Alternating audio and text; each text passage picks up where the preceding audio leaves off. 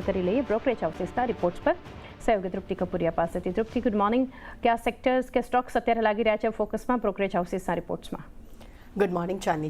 આજે પણ શરૂઆતનું સેક્ટરથી જ કરીશું. ખાસ કરીને બેંક પર મોર્ગન સ્ટેનલી તરફથી આપણને રિપોર્ટ્સ આવતા જોવા મળ્યા છે, જેમાં ખાસ કરીને તેમણે સરકારી બેંક્સ પર આ વખતે પોતાના રેટિંગ્સ ઘટાડ્યા છે અને લક્ષ્યાંક પણ ઘટાડતા જોવા મળ્યા છે. પરંતુ શરૂઆત આપણે ફેડરલ બેંકથી કરશું.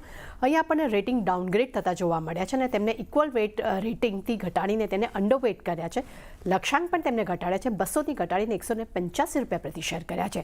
ત્યાં બીજી તરફ અગર આરબીએલ બેંકની વાત કરશું, ત્યાં તેમને અંડરવેટ જે રેટિંગ જે છે તેમને યથાવત રાખ્યા છે, પરંતુ લક્ષ્યાંક અહીંયા ઘટાડ્યા છે અને ઘટાડીને તેમને ₹210 પ્રતિ શેર કર્યા છે. પરંતુ ખાસ કરીને પ્રાઇવેટ બેંક માટે તે પણ તેમના રેટિંગ્સ એમને નથી ઘટાડ્યા, પરંતુ તેમને અહીંયા લક્ષ્ય જે છે આપણને ઘટાડતા જોવા મળ્યા છે, જેમાં ખાસ કરીને આઈસીઆઈસીઆઈ બેંક, કોટક બેંક અને એક્સિસ બેંકના લક્ષ્ય જે છે તે આપણને ઘટતા જોવા મળ્યા છે. ત્યાં સરકારી બેંક્સની અગર વાત કરીએ છીએ તો એસબીઆઈ માટે તેમને ઇક્વલ વેટ રેટિંગ રાખ્યા છે.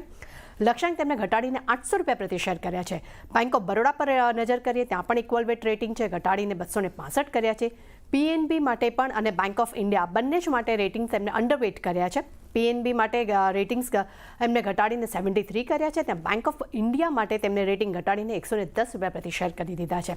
કેનરા બેંક માટે પણ અહીંયા આપણને રેટિંગ અંડરવેટ જોવા મળી રહ્યા છે અને લક્ષ્યાંક તેમને ઘટાડીને ₹83 પ્રતિ શેર કર્યા છે.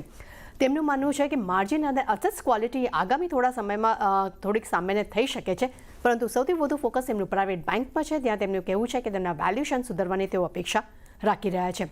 ત્યારબાદના સેક્ટર્સ પર નજર કરીએ તો કેમિકલ સેક્ટર્સ મોર્ગન સ્ટેનલી તરફથી આપણને રિપોર્ટ્સ આવ્યો છે, જેમાં તેમને આરતી ઇન્ડસ્ટ્રીઝ માટે રેટિંગ તેમને ડાઉનગ્રેડ કરી દીધા છે અને તેમને અંડરવેટ કર્યા છે અને લક્ષ્યાંક પણ અહીંયા ઘટાડ્યા છે અને તેમને ₹613 પ્રતિ શેરથી ઘટાડીને ₹568 પ્રતિ શેર કર્યા છે. ત્યાં પરંતુ સામે પીઆઈ ઇન્ડસ્ટ્રીઝ માટે રેટિંગ અપગ્રેડ કર્યા છે, ઇક્વલ વેટ રેટિંગ આપ્યા છે. લક્ષ્યાંક પર નજર કરો તો તેમને વધારીને ₹4300 પ્રતિ શેર કર્યા છે. પરંતુ સામે તેમને દીપક નાઇટ્રાઇટ માટે તેમને ઓવરવેટ રેટિંગ જે છે તેમને યથાવત રાખ્યા છે. અહીંયા લક્ષ્યાંક તેમને વધાર્યા છે અને તેમને ₹3295 પ્રતિ શેર કરી દીધા છે.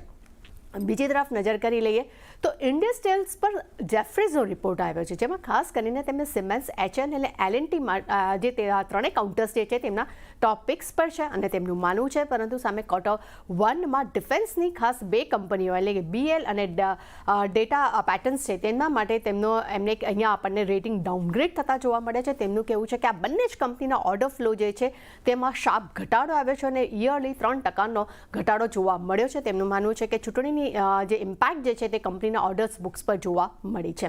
ત્યારબાદ નજર કરી લઈએ પાઇપ્સ કંપનીઓ પર જેફરીઝનો રિપોર્ટ. અહીંયા તેમને સુપ્રીમ ઇન્ડસ્ટ્રીઝ માટે બાય રેટિંગ્સ આપ્યા છે.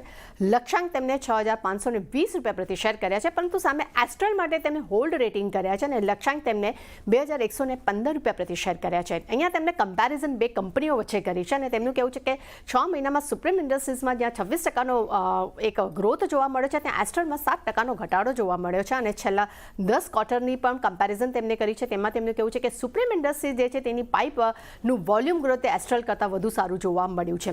ઇન્ડિગો પર સિટીનો રિપોર્ટ જોઈએ. અહીંયા આપણને બાય રેટિંગ્સ જોવા મળ્યા છે. લક્ષ્યાંક તેમને ₹5200 પ્રતિ શેર કર્યા છે. તેમનું માનવું છે કે એવિએશનની ડિમાન્ડ જે છે તેને આઉટલુક મજબૂત છે, જેનો સૌથી મોટો ફાયદો છે તે ઇન્ડિગો કંપનીને થઈ શકે છે અને ખાસ કરીને ઇન્ટરનેશનલ નેટવર્ક વધારવા પર કંપની હવે વધુ ફોકસ આપી રહી છે. તે સાથે તેમને એ પણ કહેવું છે કે કંપની જે બિઝનેસ ક્લાસ પ્રોડક્ટ શરૂ કર્યા છે અને લોયલ્ટી જે પ્રોગ્રામથી કંપનીને સૌથી વધુ ફાયદો થતો જોવા મળી રહ્યો છે.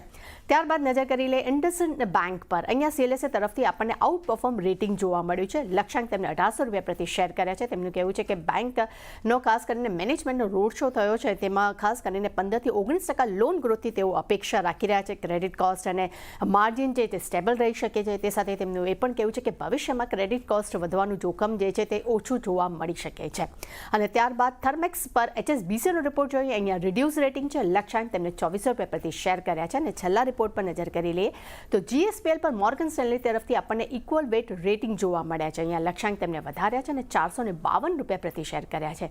એટલે ચાંદની આજે કહી શકાય કે માર્કેટનું ઓપનિંગ તો નેગેટિવ છે, પણ સાથે બ્રોકરેજ રિપોર્ટ પણ આપણને લગભગ એવા જ જોવા મળી રહ્યા છે.